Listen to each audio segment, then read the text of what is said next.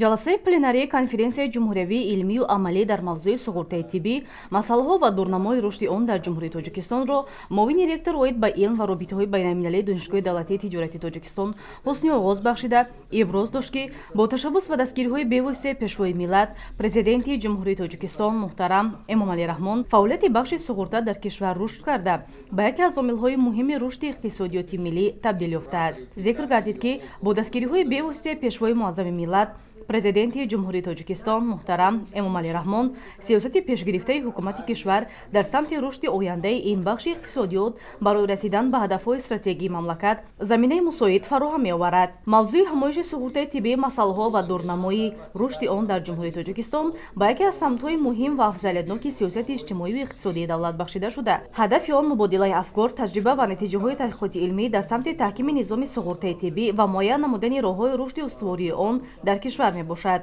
Дар шароити рушди иқтисоди бозорӣ ва рақамикунонии соҳаҳо, таҳкими заминаҳои ҳуқуқӣ ва иқтисодии суғуртаи тиббӣ аҳамияти хоса пайдо намудааст. Дигар иштирокчиён низ маърузаҳои худро пешниҳод намуданд. Гуфта шуд, ки баргузории чунин конферансҳои илмӣ амалӣ имкон медиҳад, ки муҳаққиқон, мутахассисон ва намояндагони сохторҳои давлатӣ масоили мубрами амалии соҳаро баррасӣ намуда, роҳҳои ҳалли муассири онҳоро пешниҳод намоянд.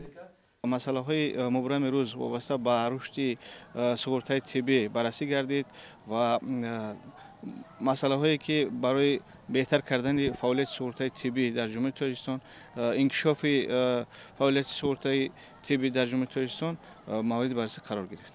қайд кардан ба маврид аст, ки Донишгоҳи давлатии тиҷорати Тоҷикистон ҳамчун ташкилоти заминавии давлатҳои иштирокдори Иттиҳоди давлатҳои мустақил дар самти омодасозӣ, бозомӯзии касбӣ ва такмили ихтисоси кадрҳо дар соҳаи суғурта саҳми назаррас дорад. Донишгоҳ бо дар назардошти таҷрибаи пешқадами кишварҳои узви Иттиҳоди давлатҳои мустақил кӯшиш намуда истодааст, ки раванди таълим ва таҳқиқоти илмиро ба талаботи байналмилалӣ мутобиқ гардонад ва ба таҳкими низоми суғуртавии миллӣ саҳмгузор бошад.